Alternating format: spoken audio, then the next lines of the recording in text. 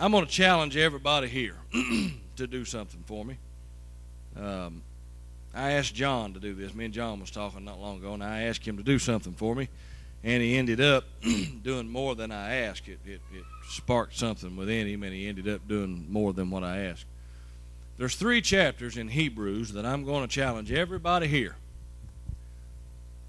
I'm not asking you to do a deep study. I'm not asking you to sacrifice 3 days and study your brains out. I'm not asking you for that. Here's what I'm asking you. Space it over however long time you need. And I'm going to ask you to read 3 chapters in Hebrews.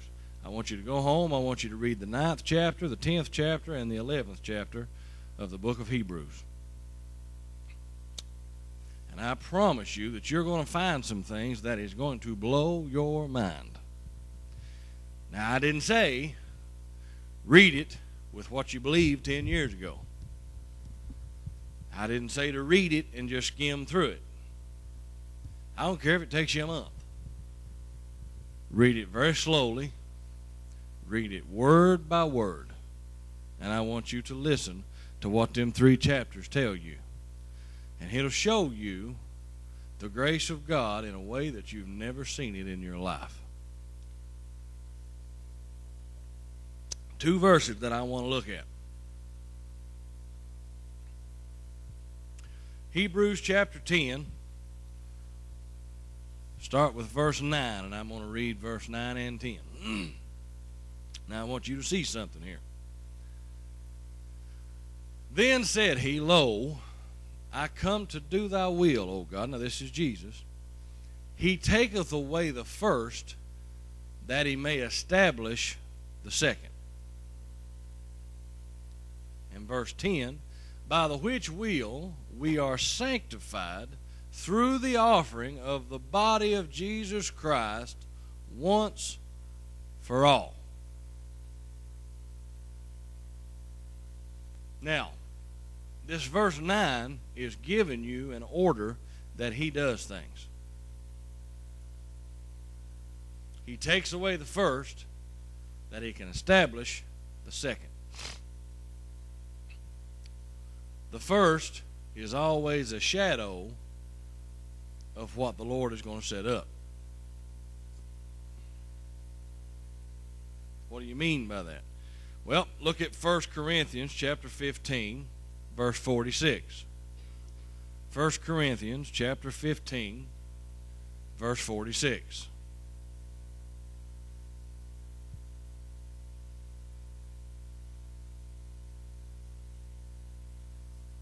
Howbeit, now listen to this, that was not first which is spiritual, but that which is natural, and afterward that which is spiritual.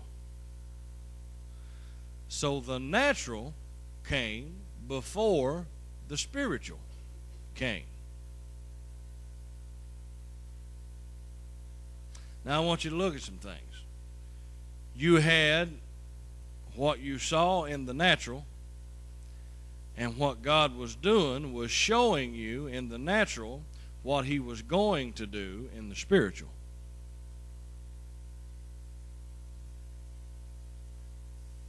The reason that I know that God, there's a lot of people that will tell you that God did not understand when he created Adam. There are those that will tell you that God did not have a plan to redeem man back when he created Adam. That teaching is out there. They say that he didn't form that plan until after Adam sinned. Now this is why I have a problem with that. You go back and look at everything Adam done, and it perfectly is a mirror image of what Jesus done spiritually.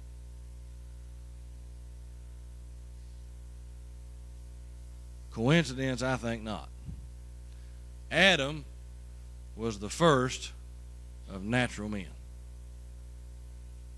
Jesus was the first spiritual man. What do you mean? Jesus was perfect spiritually. Adam screwed up spiritually. You watch what Adam walked out, and you'll see what Jesus was walking out spiritually. Adam walked it out in the natural. Jesus walked it out in the spiritual. Now let me show you something. Today, we've got two choices that we live. Number one, you can choose to live under the law, which is all the do's and the don'ts, and you either live perfect or you're out. Right? Is that what the law says? You mess up one point of the 613 statutes of the law, you're out. Right? Okay. So our two choices is the law, number one, or number two is grace, which is life. Who is grace? Jesus. Who did Jesus say that he was? The way, the truth, and what? The life. So, Jesus is grace.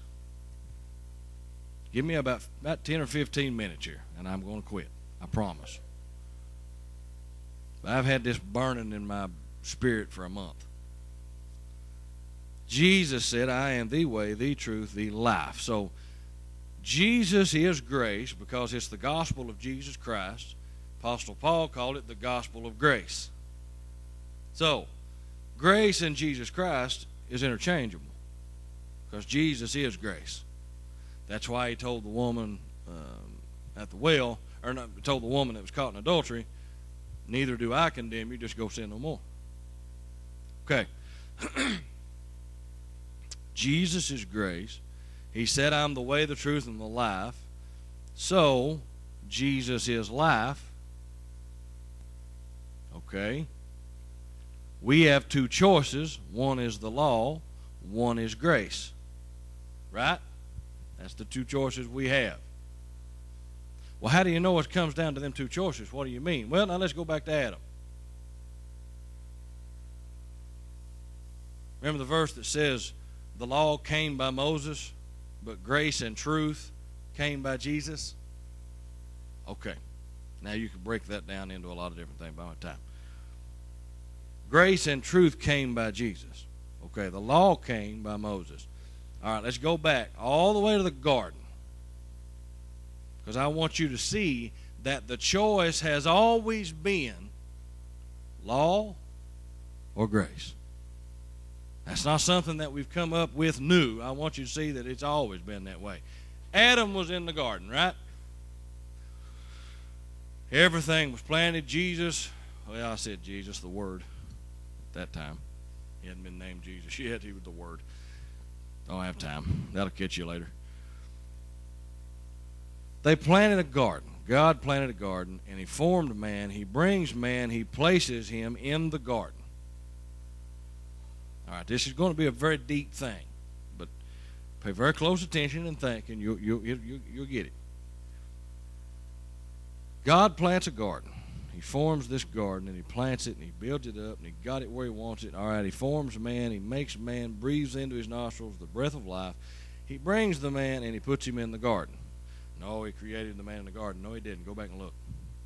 Man was formed outside the garden, and he was brought and placed within the garden. That's why I say man was created from a contaminated source. All of the dirt within that garden, you have to say was good dirt because God's hand touched it because he planted it. Outside that garden, he hadn't. It was still under judgment. Therefore, man was screwed up from day one, and I don't have time to explain that. The garden's planted. He forms man. He brings man. He puts him in the garden. What's he tell man? It's yours. I'm just paraphrasing. Go back and read it. You keep it, subdue it, dress it, take care of it, protect it, the whole 9 yards. It's yours, lock, stock, and barrel. Title deed. There you go. May the Lord bless you. Okay.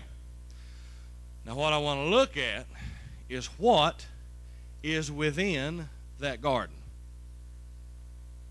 Because you are in charge of keeping your garden. What do you mean? God has given you certain things to dress, to keep, to protect, to subdue, to bring into order, and to control. If you don't believe me, follow Danny McKenzie for a little while. He's steady on patrol on top of the hill, pacing. Him and his oxygen bottle.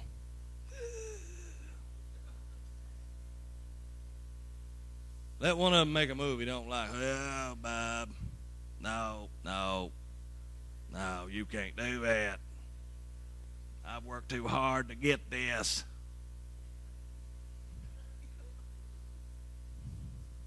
Now, I said that to get everybody's attention. Why does he do that? Because all you can get out of Danny, if you talk to him 5 minutes, is how the Lord blessed him financially. He asked him for it a long time ago, and God done everything that he asked, and he'll fight. Now, he ain't able to fight long, so he'll probably shoot in a short time. But until he runs out of breath, the Dukes is up if you try to mess with Danny's fortune.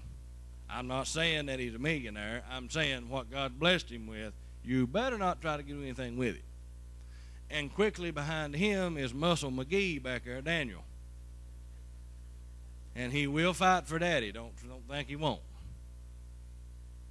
You mess with Daddy and Mommy, you will meet a man that is very stout.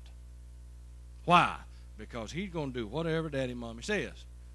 Now, Danny goes off on a little tangent every now and then. Daniel just lets him talk. As a general rule, though, he's going to do what Danny says.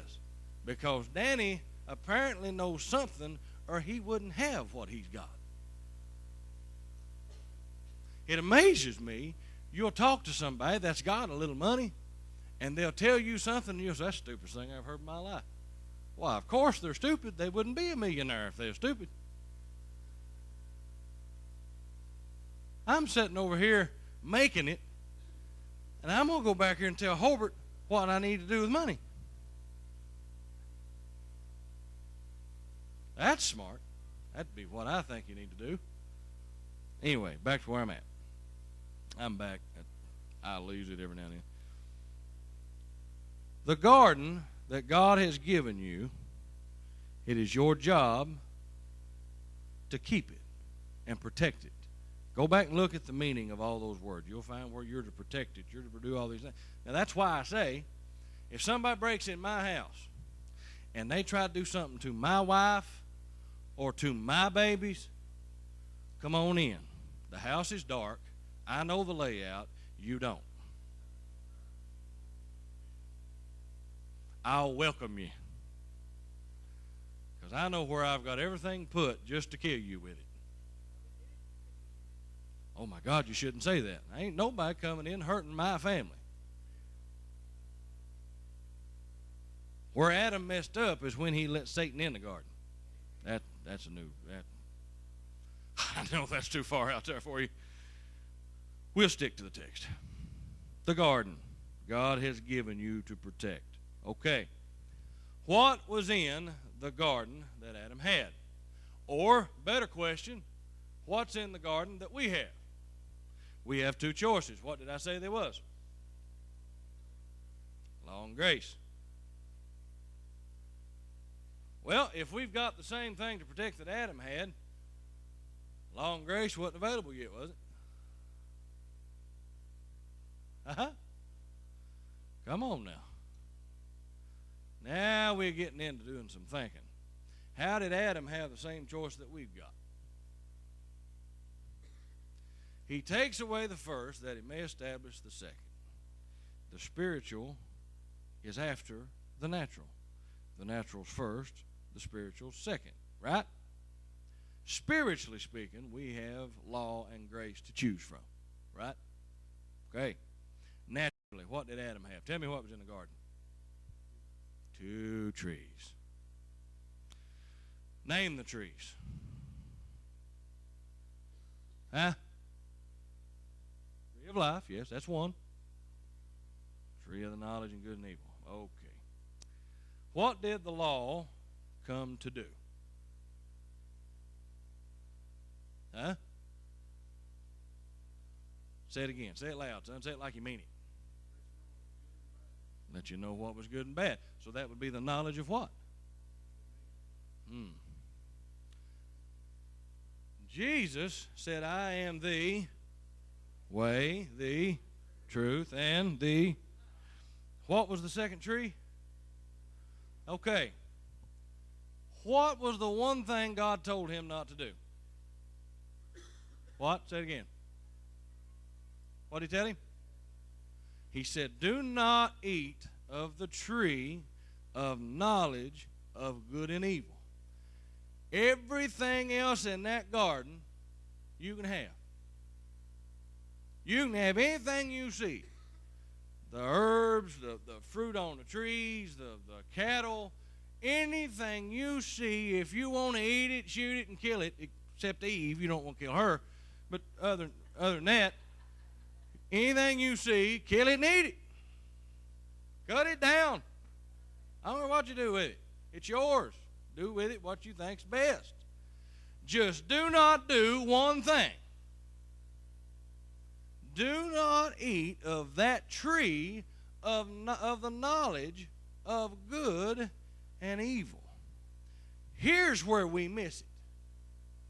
We think of Jesus when he was born in Bethlehem being the start, because we see him being born naturally. You're missing it. You're missing it. That's not where everything shifted. Where everything shifted, go do some studying. Where everything shifted was when he died on the cross and God looked down at his son in hell. What? Yes, he went to hell. I don't believe a word of it. Get in the book of Acts, it'll tell you. He went to hell because somebody had to go. What did God speak to the Son while he was in hell? He said, this day have I begotten thee. That's a little statement that most people overlooks. While he was in hell, God looked down at Jesus and said, this day have I begotten thee. And he was the firstborn among many brethren. He was the first man to be born again spiritually.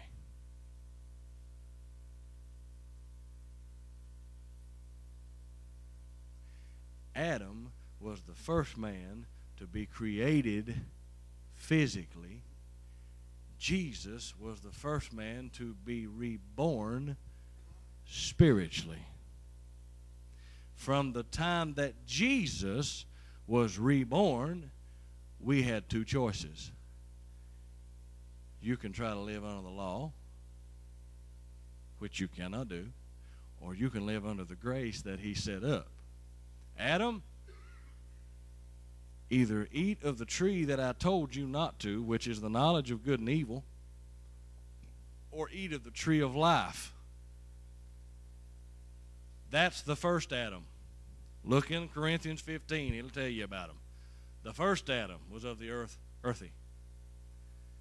The last Adam, when he was reborn, he said there's two choices. Knowledge of good and evil. Go back and see what the law does. The law is what shows you sin. You know what the strength of sin is?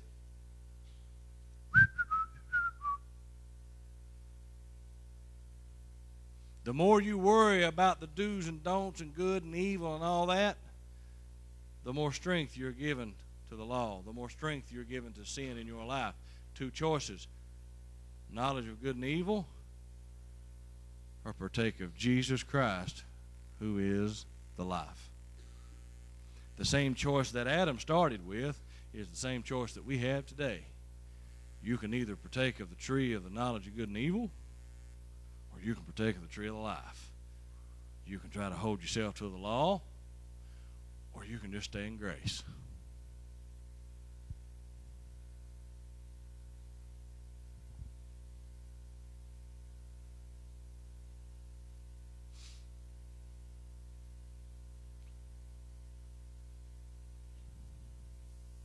Now, how you know you really got people is when it gets that quiet.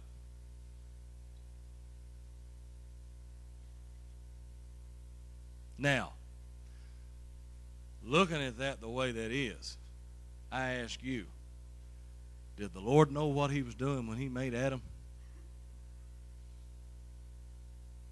Did he know what Jesus was going to have to do when he created Adam?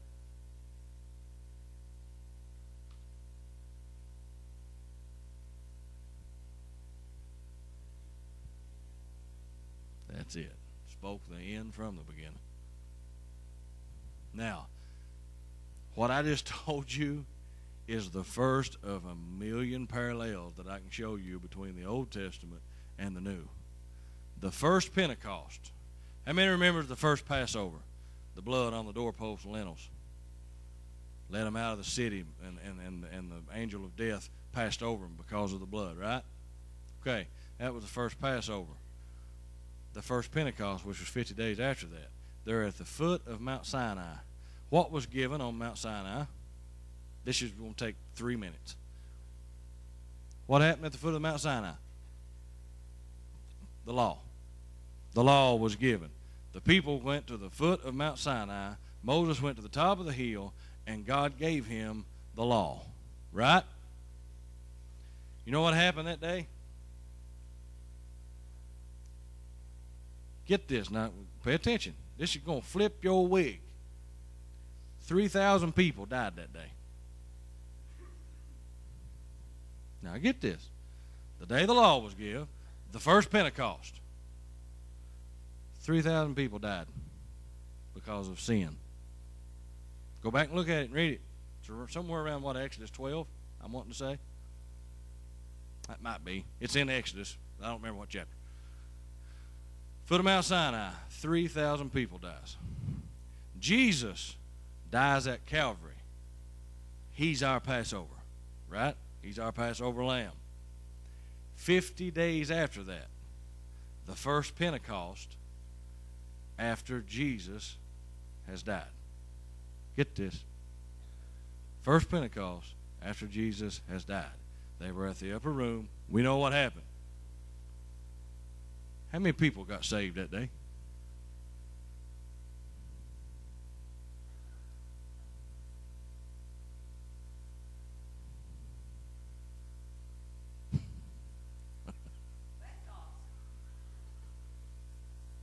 When the law was given, now, in time I'm going to show you. You know why the law was given?